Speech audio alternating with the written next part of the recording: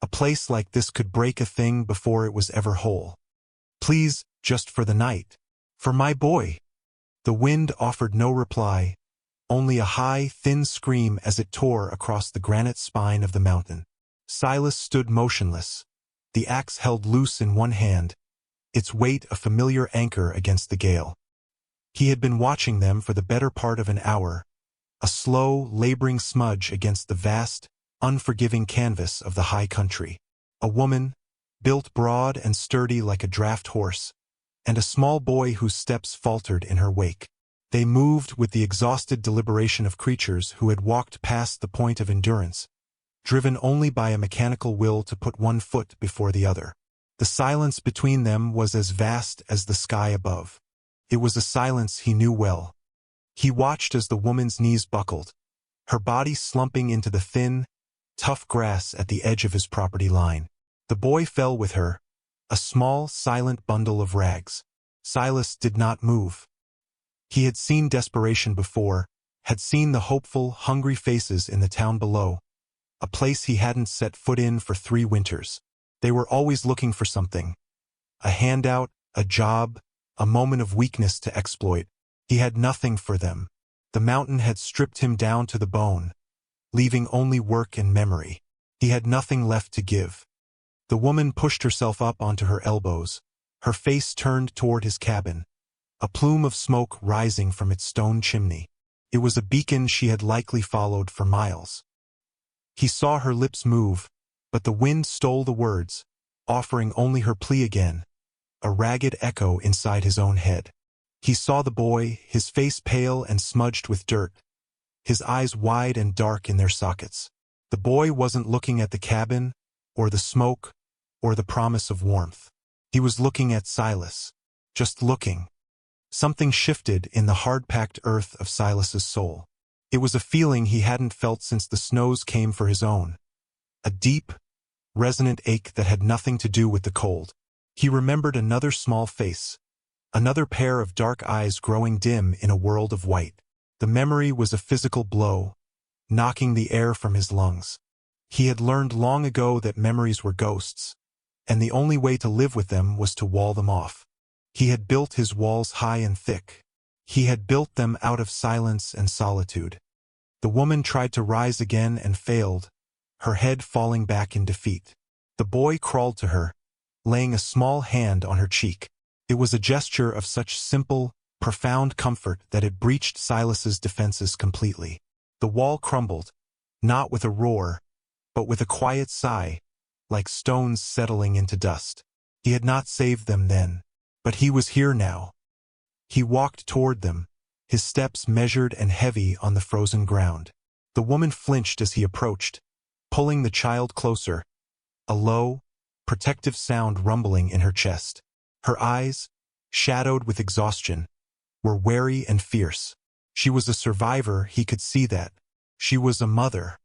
Silas stopped a few feet away. He said nothing. He simply looked at the boy, then back at her. He shifted the axe to his other hand and gestured with his head toward the cabin. The smoke curled from the chimney, a silent invitation. It was the most he had offered another living soul in 6 years. For a long moment, she just stared, suspicion warring with a need so desperate it was a tangible thing in the air between them. Then her gaze dropped. She nodded once, a sharp, tired dip of her chin. He stayed. Silas turned and walked back to the cabin without looking to see if she followed. He knew she would. He could feel her presence behind him, a fragile weight on the wind, a responsibility he had just, without a word, shouldered. Inside his quiet heart, a door that had been sealed with ice and grief creaked open just a crack. A sliver of warmth was trying to find its way in. Terrible, dangerous warmth. He pushed open the heavy plank door of his home. The interior was sparse, a single room dominated by a large stone fireplace where a low fire crackled. A rough-hewn table with 2 stools, a sturdy bed in one corner, and a cot folded against the far wall made up the furnishings. Everything was clean, ordered, and worn smooth by use. It was the home of a man who lived with ghosts and preferred the company of silence. The air smelled of wood smoke, pine, and old sorrow. The woman, whose name he still did not know, hesitated on the threshold. She held the small boy's hand tightly, her large frame filling the doorway, blocking the harsh light of the afternoon. She surveyed the room with an exhausted but assessing gaze, her eyes lingering on the single bed, the lack of any feminine touch. Her caution was a palpable thing, a shield she held up against a world that had clearly given her little reason to trust. Silas understood. He did not ask her to lower it. He moved to the hearth, adding another log to the fire. He didn't speak, didn't offer platitudes or welcome. Words were clumsy things, full of promises that could be broken. Actions were simpler. Actions were honest. He dipped a ladle into the iron pot hanging over the flames and filled a wooden bowl with the thick rabbit stew he had made for his own supper. He set it on the table, along with a heel of dark bread and a tin cup of water. He gestured to the stool. For the boy. She watched his movements, her expression unreadable. For a moment, he thought she might refuse, that her pride was a fortress even starvation could not breach. But then she looked down at her son, whose small body was trembling with cold and hunger. A mother's love was a fiercer thing than pride. She guided the boy to the stool, her large hands gentle as she helped him onto the seat. He was so small his feet dangled a foot from the floor. She broke off a piece of the bread, soaked it in the stew's broth, and held it to the boy's lips. He ate slowly at first, then with a ravenous intensity that spoke of days of want. The woman did not eat herself. She watched her son, her focus absolute, a silent guardian ensuring this small miracle was not a mirage. Only when the boy had scraped the bowl clean with the last of the bread did she sit on the floor beside him, leaning her back against the rough-hewn stool. She closed her eyes, and the lines of strain on her face seemed to deepen in the firelight. Silas took the empty bowl and refilled it, placing it on the floor beside her. She opened her eyes, startled. They were a pale, washed-out blue, the color of a winter sky. They held a history of pain he didn't need to hear to understand. "I was told there was work," she said, her voice low and raspy from disuse. "Mending, cooking. For a family up on the ridge." Silas grunted, turning his back to stir the pot. "There's no family on this ridge but me." The silence that followed was heavy with her realization. She had been lied to, sent on a fool's errand, likely by someone in the town below who found her presence an inconvenience or a subject for cruel sport. Sent up here to the mad, reclusive mountain man, a place from which no one expected her to return. She had been discarded. "I see," she said, and the two words were freighted with a world of disappointment. She pushed the bowl of stew away. She would not accept charity from a man who had no use for her. "Eat," Silas said, his back still to her. "Chores tomorrow. Roof needs patching before the snows settle in for good. Can you handle a needle?" Her head came up. He could feel her stare on his back, questioning, trying to find the trap in his words. He didn't turn around. He just waited. After a long moment, he heard the soft scrape of the bowl on the wooden floor. He heard the quiet sound of her eating.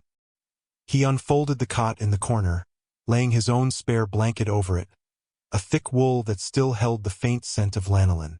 He pointed. "The boy can sleep there.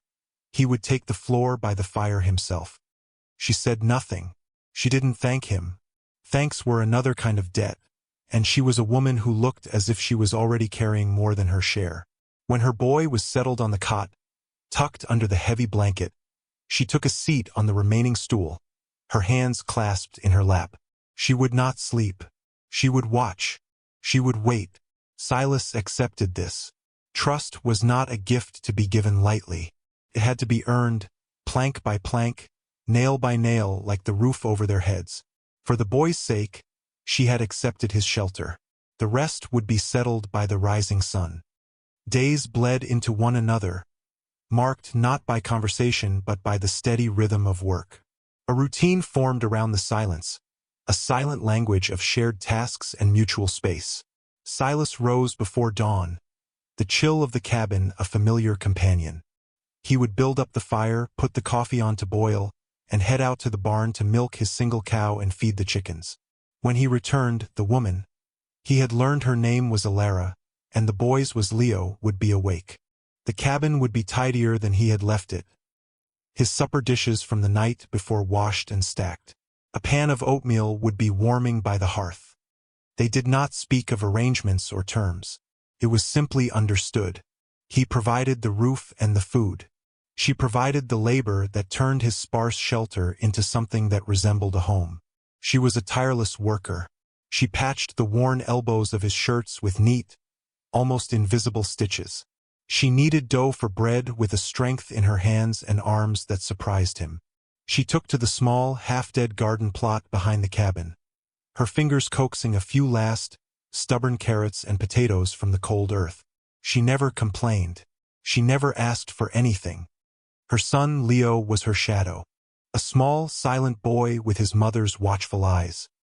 He followed her from the cabin to the chicken coop, from the woodpile to the well, his small hand often clutching a fold of her skirt. He did not speak to Silas at all. When Silas entered a room, the boy would fall silent and still, observing him from a distance. Silas did not press him. He understood the caution of small, wounded things. He simply went about his business, pretending not to notice the boy's solemn scrutiny. Their interactions were minimal, functional.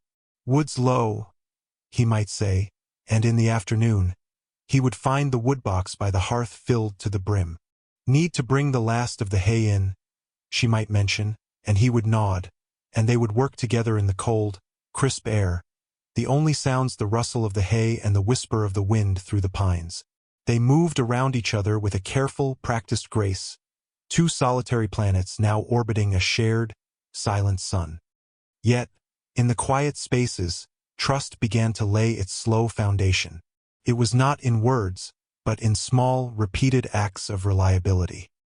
He always left a portion of his hunt, a rabbit, a brace of grouse, hanging by the door for her to prepare.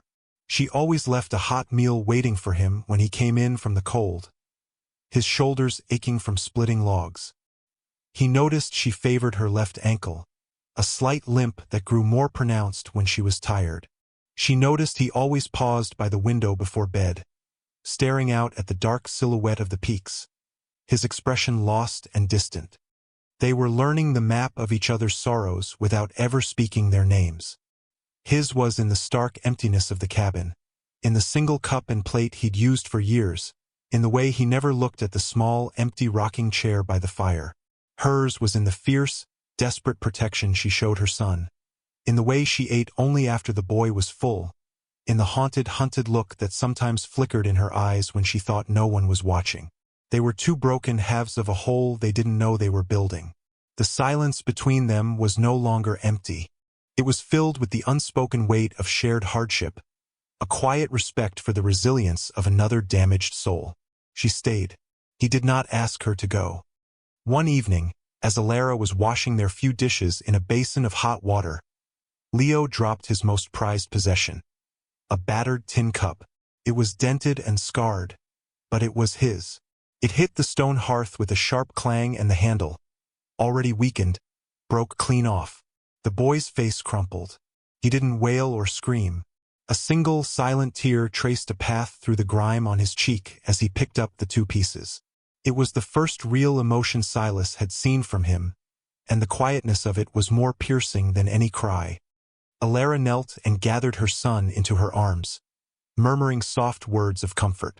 Silas watched from his corner, feeling like an intruder. He was a stranger to this kind of tenderness. He had forgotten its shape, its texture. He looked at the broken cup in the boy's small hand, a useless, pathetic thing. A symbol of a life where even the smallest possession was fragile, where everything could be, and usually was, broken. He felt a familiar, useless anger rise in his chest. He stood abruptly and went outside, chopping wood with a furious energy until the sweat cooled on his skin and the moon was high in the sky. Later that night, long after Alara and Leo were asleep, Silas sat by the dying embers of the fire. The cabin was quiet save for the soft breathing of its new occupants and the moan of the wind outside. He saw the broken cup lying on the mantel where Leo had left it. On impulse, he picked it up. The metal was thin and cheap. The break was clean. He ran his calloused thumb over the sharp edge. He thought of all the things he couldn't fix. He thought of the winter that had taken everything, of the fever he had been helpless to stop, of the silence that had followed. He could not fix the past. He could not mend a life. But he could fix a cup. He took the pieces to the small shed that served as his workshop and smithy. He fired up the forge, the bellows whispering in the cold night air. The glow lit his face, casting deep shadows in the lines etched there by grief and solitude. With a pair of tongs, he held the small pieces in the heat until they glowed a dull red. He worked with a focused intensity, his movements precise and economical. He hammered the dent out on his small anvil, the rhythmic tink, tink, tink, a lonely counterpoint to the wind. He carefully brazed the handle back into place, the solder flowing like a silver tear to seal the wound. He worked for over an hour, long after the metal was joined, sanding the rough edges, polishing the tin with a piece of worn leather until it shone dully in the firelight. It was no longer a broken thing. It was scarred, but it was whole. He crept back into the cabin, the air thick with sleep. He placed the mended cup on the floor beside the boy's cot, setting it where the first light of dawn would strike it. He then lay down on his own pallet of blankets by the fire, but he did not sleep. He listened to the sound of two other people breathing in his house. It was a foreign sound, one he had thought he would never hear again. It was the sound of a life he had not asked for, but one that had arrived all the same. The clouds outside had gathered thick and low, blanketing the stars. A storm was coming. The blizzard arrived without warning, a furious white wall that descended from the peaks and swallowed the world. One moment, the sky was a bruised, heavy gray. The next, the air was a churning chaos of snow and wind. The temperature plummeted. The wind shrieked like a banshee, rattling the cabin's single window and finding every tiny crack in the chinking. Silas had seen storms like this before. They were killers. They were the reason he was alone. Inside, the world shrank to the small, firelit circle of the cabin. The storm enforced an intimacy that their careful, silent routine had allowed them to avoid. There was no escaping to the barn or the woodpile. There was only the three of them, the fire, and the howling rage of the mountain. And then, Leo started to cough. It began as a small, dry hack, but by nightfall, it had deepened into a wet, chest-rattling sound that made Silas's blood run cold. Alara held the boy on her lap, rocking him gently, her face a mask of stoic fear. She bathed his forehead with a cool rag, but the fever was climbing. His cheeks were flushed a dangerous red, and his breathing grew shallow and rapid. Silas watched them, a terrible sense of dread coiling in his gut. He knew this fever. He knew this sound.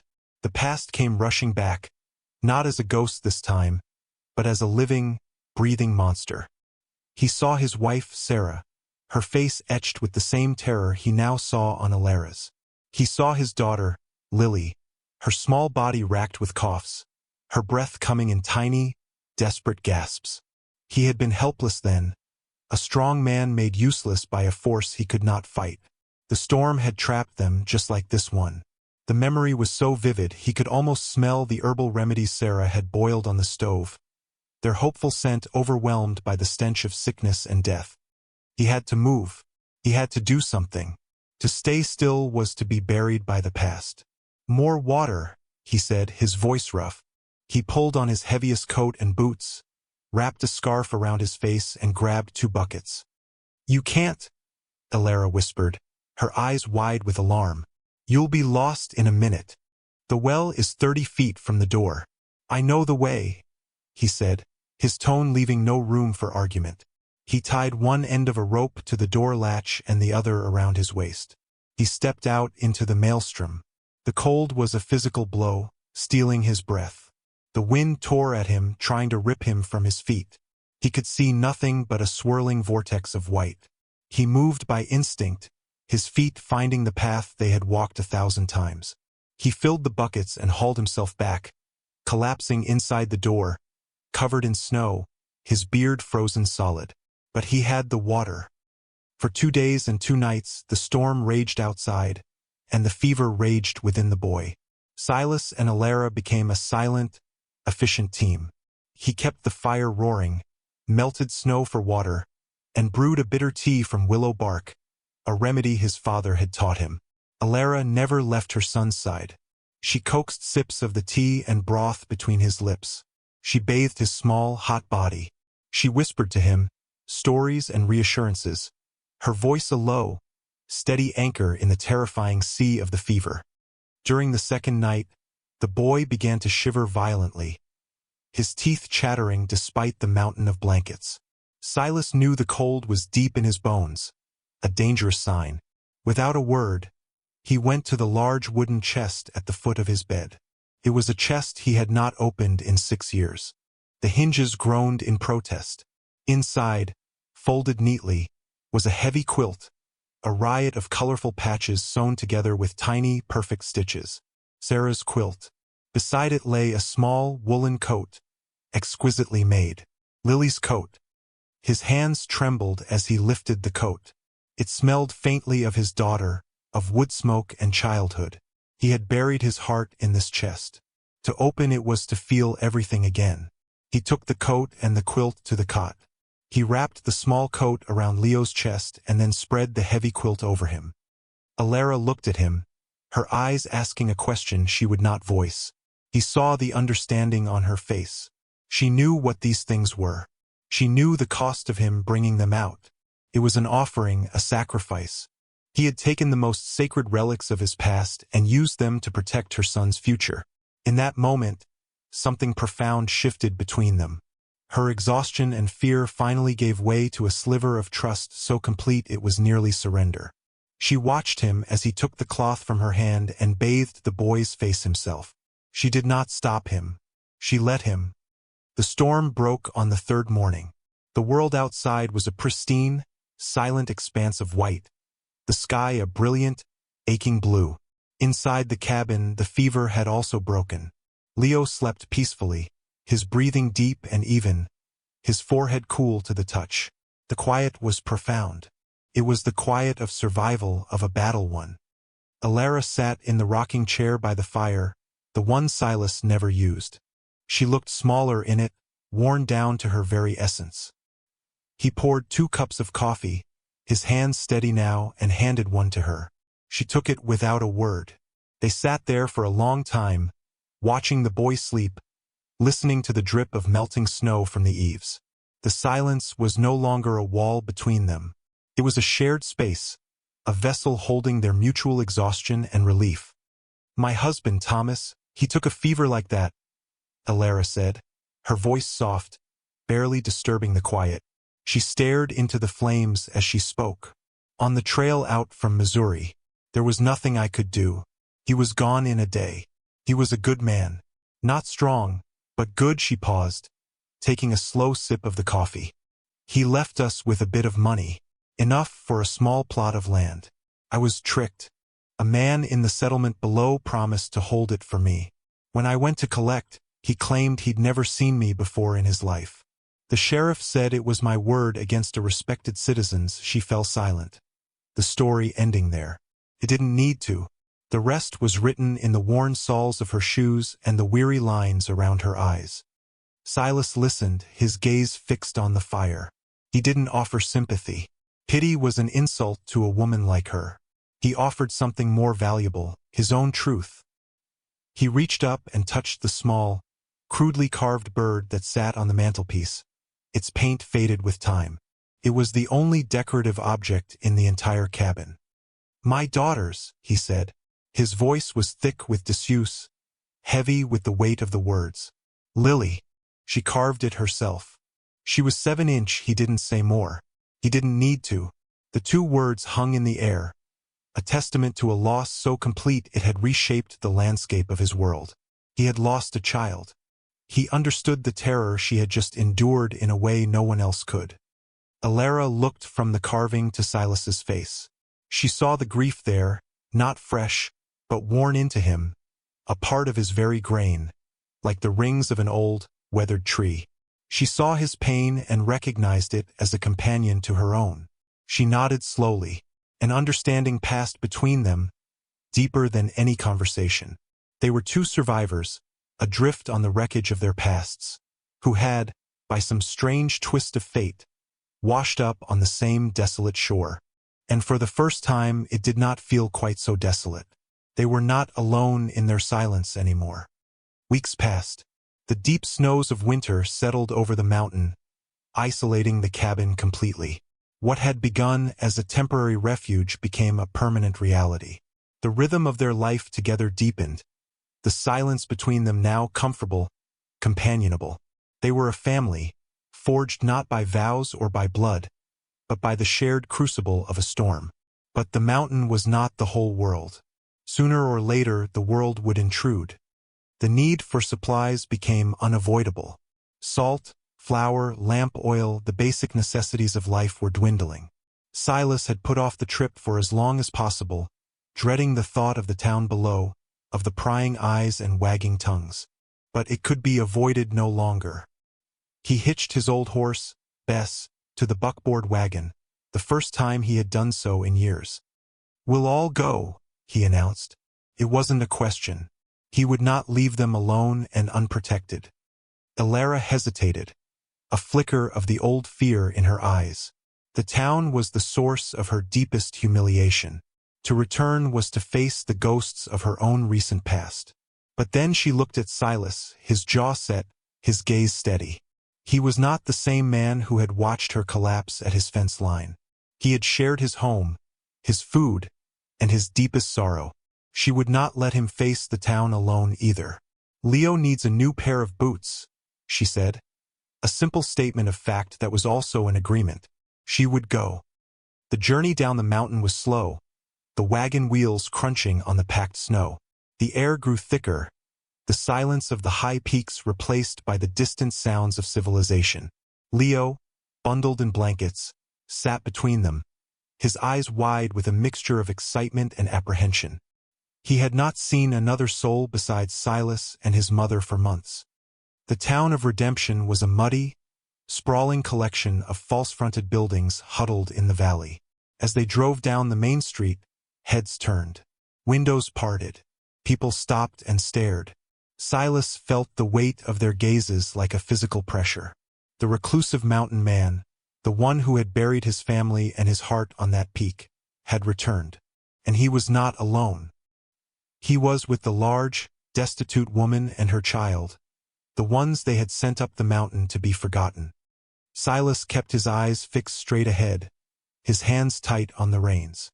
He pulled the wagon up in front of Henderson's Mercantile, the largest and best-stocked store in town. Henderson himself, a portly man with a self-satisfied smirk, was standing on the boardwalk. His eyes swept over them, lingering on Elara with open contempt. "Well, well," Henderson said, his voice loud enough for the gathering crowd to hear. "Look what the mountain coughed up. I thought we'd seen the last of you, girl. Figured the cold or Silas here would have finished you off," he chuckled. A wet, unpleasant sound. "Come down for another handout, have you? Or maybe you've decided to put that big back of yours to good use and pay off some of your debts."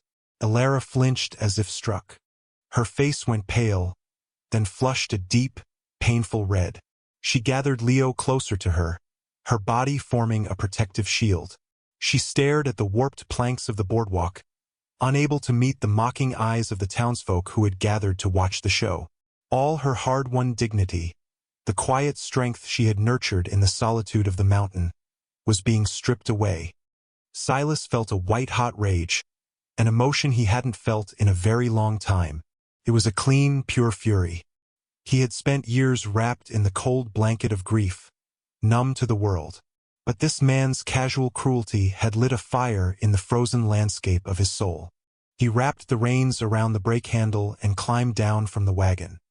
He was a tall man, made taller by the harsh life he lived. He moved with a quiet, deliberate grace that held a promise of coiled strength. He did not look at Henderson. He walked around to Elara's side of the wagon and held up his hand to help her down. She looked at him, her eyes shining with unshed tears of humiliation. He met her gaze, and in his eyes, she saw not pity, but a fierce, unwavering solidarity. She placed her hand in his. His grip was warm and solid. He helped her to the ground, then lifted Leo down, setting the boy gently on his feet. He kept Alara's hand in his. He turned to face Henderson, his body positioned slightly in front of hers, a silent, immovable shield. The crowd on the boardwalk grew quiet, sensing a shift in the air. Silas's voice, when he spoke, was not loud. It was low and cold and carried the lethal stillness of the mountain winter. "She's with me," he said, the words dropping like stones into the sudden silence. He looked directly at Henderson, his gray eyes flat and hard as granite. "This is my wife, and this is my son." A collective gasp went through the crowd. Henderson's smirk faltered, his jaw going slack. The lie was audacious, impossible. And yet, looking at the way Silas stood, the protective claim in his posture, the way he held the woman's hand, it was, for a moment, believable. Silas did not wait for a response. Still holding Alara's hand, he led her and Leo up the steps and into the store. He moved with an authority no one dared to challenge. He began pulling supplies from the shelves, a 50-pound sack of flour, sugar, salt, coffee, tins of peaches. He bought a new pair of sturdy leather boots for Leo and a warm, wool-lined coat for Alara, the color of a summer sky. He piled everything on the counter in front of the stunned Henderson. Then he reached into his own coat and pulled out a heavy leather pouch. He untied the drawstring and poured a stream of gold coins onto the counter. There was more than enough to pay for the supplies. It was years of saved trapping money, a small fortune he had never had a reason to spend. The sound of the gold hitting the wood was a definitive, ringing statement. It spoke of independence, of provision, of a man who could and would take care of his own. He stared Henderson down until the storekeeper's eyes dropped. His face flushed with a new kind of shame. Silas gathered their purchases, his movements unhurried. He loaded the wagon, settled Alara and Leo back on the seat, and climbed up beside them. He picked up the reins and, without a backward glance at the silent, watching town, he turned the wagon around and headed back up the mountain. Back home. The journey back up the mountain was even quieter than the one down. The lie Silas had told in town hung in the air between them, vast and unspoken. It was a declaration that had changed everything. It was not a lie of convenience. It was a lie that had staked a claim, drawn a line in the snow and dared the world to cross it. He had not just protected her from humiliation. He had publicly bound himself to her, to them. He had called her his wife. He had called Leo his son. Alara sat straight and still, her hands clasped in her lap. She kept stealing glances at him, at his strong, weathered profile as he guided the horse up the winding track. She was seeing him for the first time not as a reluctant savior or a fellow survivor, but as a man who had chosen her. In front of everyone, he had chosen them. The warmth of the new coat he had bought her seeped into her skin, but it was nothing compared to the warmth spreading through her chest, a feeling so unfamiliar she could barely name it. Felt like hope. When they reached the cabin, the sun was setting, painting the snow-covered peaks in hues of orange and rose. The beauty of it was sharp and clear. Silas unhitched Bess and led her to the barn. Alara took Leo inside, the boy chattering with excitement about his new boots. She stirred the embers in the hearth back to life, the familiar domestic act a comforting anchor in the swirl of her emotions. When Silas came in from the cold, stamping the snow from his boots, the cabin was warm and filled with the smell of coffee. She had laid out a supper of bread and cheese. They ate in their usual silence, but the quality of it had changed. It was no longer a silence of caution or shared grief. It was charged with possibility, with the weight of words spoken and the precipice of words yet to come. After supper, Alara put Leo to bed on his cot. The boy was asleep almost instantly, exhausted by the day's journey and excitement. Alara pulled the rocking chair closer to the fire and sat, picking up a shirt of Silas's that needed a button sewn on. Silas sat on his stool opposite, cleaning his rifle, the oiled rag moving in slow, methodical strokes. Weeks turned into a month.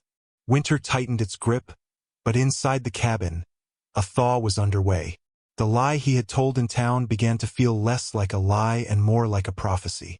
They worked together, falling into the easy rhythm of a long-married couple. They prepared for the deep winter, banking the cabin with snow, securing the barn, stocking the larder. He taught her how to track rabbits in the snow. She taught him the way her mother used to make biscuits light and fluffy. One afternoon, Silas was sitting on the porch, carving a piece of pine. He was trying to make a small horse, but the legs were clumsy and thick. Leo came and stood beside him, watching with silent fascination. After a few minutes, Silas held out a smaller, softer piece of wood and his spare knife. "Careful now," he said, showing the boy how to hold it, how to shave away small slivers, always cutting away from himself. Leo was clumsy at first, but his small hands were determined. He concentrated fiercely, his tongue sticking out from the corner of his mouth. He wasn't trying to make a horse or a bird. He was just feeling the wood, learning the tool. Silas watched him, a strange, forgotten feeling stirring in his chest. It was a gentle, paternal warmth. He corrected the boy's grip, his large, calloused hand covering Leo's small one. Suddenly, a sliver of wood curled away perfectly, and Leo gasped in delight. He looked up at Silas, his face alight with pride, and then he laughed. It wasn't a small chuckle. It was a loud, clear, joyful peal of laughter that echoed in the vast mountain silence. It was the most beautiful sound Silas had ever heard. The sound brought Alara to the doorway. She stood there, wiping her flour-dusted hands on her apron, a slow, wondrous smile spreading across her face. She looked at Leo, her son, laughing with a freedom she hadn't seen in him since before his father died. Then she looked at Silas, who was watching the boy with an expression of pure, unguarded tenderness. Their eyes met over the boy's head. In that shared gaze, the lie from the town dissolved, and a simple, unadorned truth took its place. This was a home. This was a family. He smiled back at her. It was the first time she had ever seen him truly smile. From that day forward, the silence in the cabin transformed. The quiet that had once been a vessel for loneliness and grief became something else entirely. It became the comfortable, easy quiet of people who understand one another without the need for constant chatter. It was the silence of companionship, of a shared life being built one day at a time. It was a silence that was full, not empty. It was filled with the rhythmic creak of the rocking chair where Alara now sat every evening, the soft scratch of Leo's charcoal on paper as he drew pictures by the fire, and the steady breathing of a man who had finally, after so long, stopped fighting the ghosts of his past. The cabin itself seemed to change. Alara had added small touches that softened its harsh, masculine edges. A few jars of dried wildflowers sat on the mantel, next to Lily's carved bird. Bright, colorful rags were braided into a rug for the cold floor. The scent of baking bread now mingled with the ever-present smell of wood smoke. It was no longer just Silas's shelter. It was their home. The rocking chair, once a stark monument to his loss, was now a symbol of this new life. Alara claimed it as her own, her gentle weight and steady motion seeming to soothe the old wood's sorrow. Silas would watch her from his stool across the hearth as she mended their clothes, her head bent over her work in the warm glow of the firelight. He found a deep, abiding peace in the simple domesticity of the scene. He had spent 6 years in solitude, believing that a quiet life was an empty one. He was learning now that the richest lives were often the quietest. He saw the changes in Leo most of all. The boy, once a silent, watchful shadow, was now full of life and questions. He followed Silas everywhere, chattering about animal tracks, the shapes of the clouds, the stories Silas would tell him about the mountain. He was no longer the boy who had collapsed at the edge of the property. He was a boy who was safe, who was loved, who was home. One evening, Leo proudly presented Silas and Alara with a drawing. It was a crude, childish picture of the cabin, with a plume of smoke rising from the chimney. In front of the cabin stood 3 figures. One was large and round. One was small. And one was tall, holding the small one's hand. Beneath it, Leo had painstakingly copied out his name. El Leo. Silas took the drawing and studied it for a long time. He felt a thickness in his throat. He looked at Alara, who was watching him, her pale blue eyes soft in the firelight. He carefully pinned the drawing to the rough log wall, right in the center of the main room, where anyone who entered would see it. It was a declaration. It was a family portrait. The first true snow of the deep winter began to fall one evening in late November. The flakes were large and wet, drifting down slowly, blanketing the world in a fresh, clean layer of white. It was a beautiful, peaceful sight. Inside, a fire roared in the hearth, casting a warm, flickering glow across the room. Leo was already asleep on his cot, dreaming his childish dreams. Silas sat on his stool, sharpening a knife, the rhythmic rasp of steel on stone a soothing sound in the quiet cabin.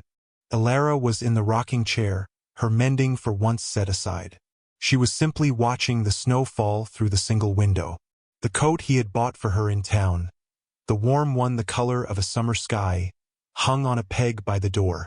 Beside it hung his own heavy sheepskin coat. They looked right together. He finished with the knife, testing the edge with his thumb. He set it aside and let his hands rest on his knees. He watched her. He watched the way the firelight caught the soft strands of hair that had escaped her bun, the gentle curve of her cheek, the peaceful expression on her face. He thought of the woman who had clawed her way up his mountain, fierce and desperate and broken. And he looked at the woman now, serene and strong and whole. He had offered her shelter, and in return, she had given him back his life. She must have felt his gaze, because she turned from the window and looked at him. She smiled, a small, soft smile meant only for him. The silence in the room was a living thing, a warm, breathing presence that held all the words they had never needed to say. It held the memory of the storm, the heat of the fever, the sting of humiliation in town, and the ringing sound of a child's laughter. It held the shared weight of their pasts and the quiet, steady promise of their future. Slowly, she reached out her hand, not in a plea, but in a simple, open offering.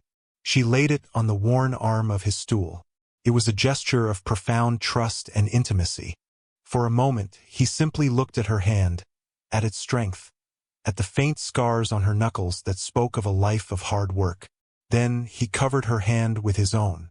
His was larger, rougher, but his touch was gentle. He did not pull away. He did not flinch from the contact.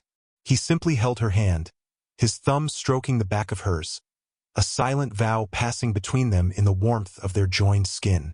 Outside, the snow continued to fall, burying the old world, making everything new. She stayed.